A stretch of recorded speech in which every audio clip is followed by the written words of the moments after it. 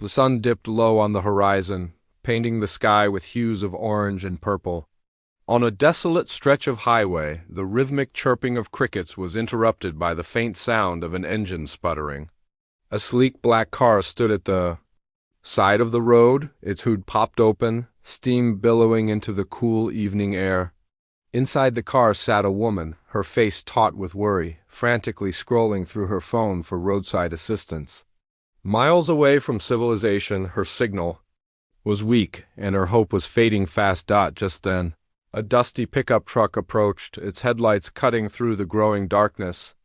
A man in his late 40s, wearing oil-streaked overalls, stepped out. His name was Mike, a small-town mechanic known for his generosity and unwavering work ethic.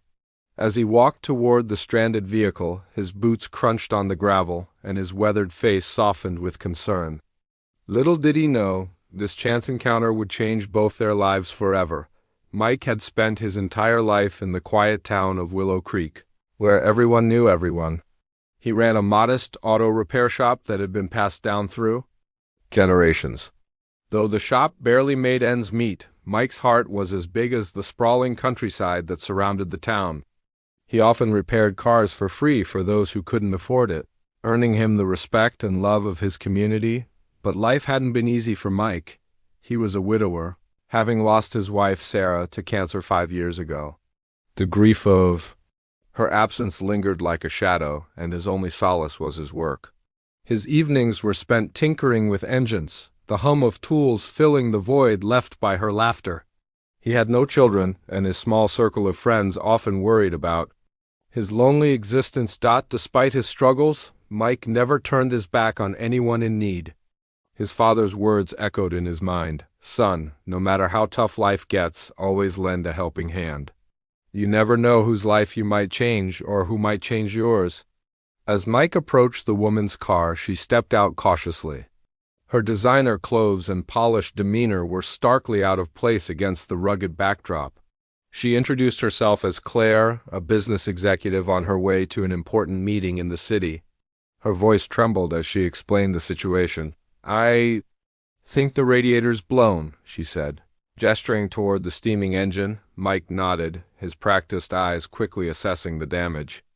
It's bad, but I can fix it enough to get you to the next town. It'll take a little while, though. Claire hesitated, her gaze darting between her car and her expensive heels sinking into the gravel. Do you have any idea how much time? I'm already late, Mike smiled gently. Hard to say, ma'am, but I'll do my best. Claire reluctantly agreed, watching as Mike rolled up his sleeves and began working. As the minutes turned to hours, the contrast between their worlds became increasingly evident. Claire was glued to her phone, pacing nervously, while Mike remained calm and focused, his hands deftly maneuvering the tools. When Claire's phone battery died, frustration gave way to vulnerability. She slumped against the car, her polished facade cracking. I can't believe this is happening. Everything is going wrong today, she muttered. Mike paused and glanced at her. Sometimes life throws us a curveball, but we just gotta keep swinging, he said. His voice warm with sincerity. Claire looked at him, surprised by his optimism. You seem like someone who's been through a lot. How do you stay so grounded? Mike shrugged, wiping his hands on a rag.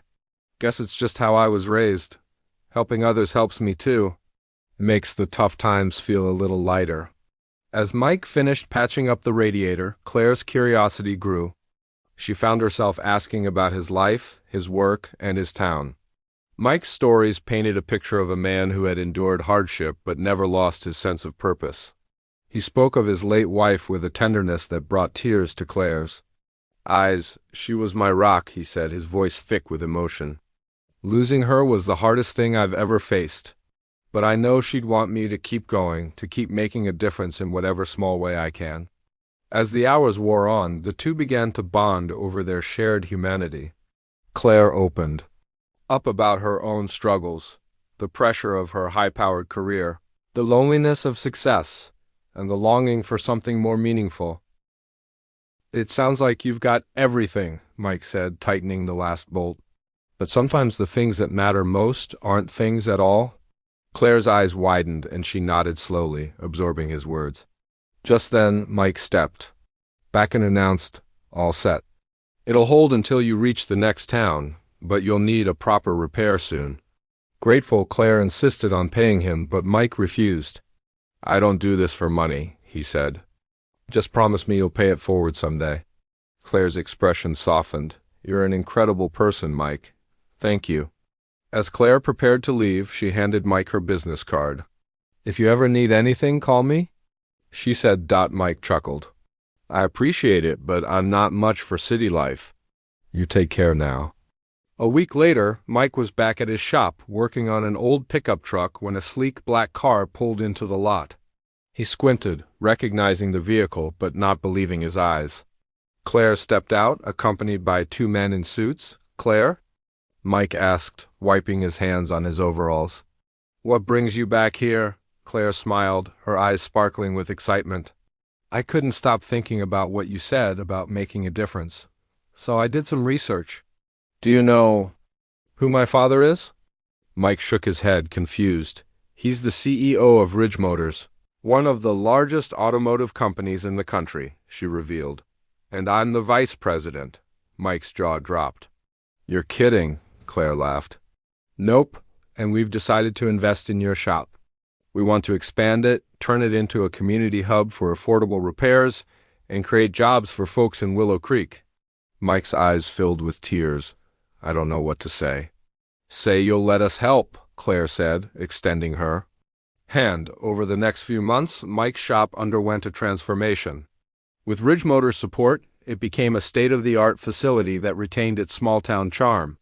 The community rallied around Mike. Grateful for the opportunities the new center provided, Claire visited often, finding a sense of purpose in giving back. She and Mike became close friends, their unlikely bond a testament to the power of kindness and connection. As Mike looked out at the bustling shop one evening, his heart swelled with gratitude. "Sarah," he whispered, gazing at the stars, "I think you'd be proud." If this story touched your heart, don't forget to like, share, and subscribe to our channel for more inspiring tales. Let's spread the message of kindness and hope together.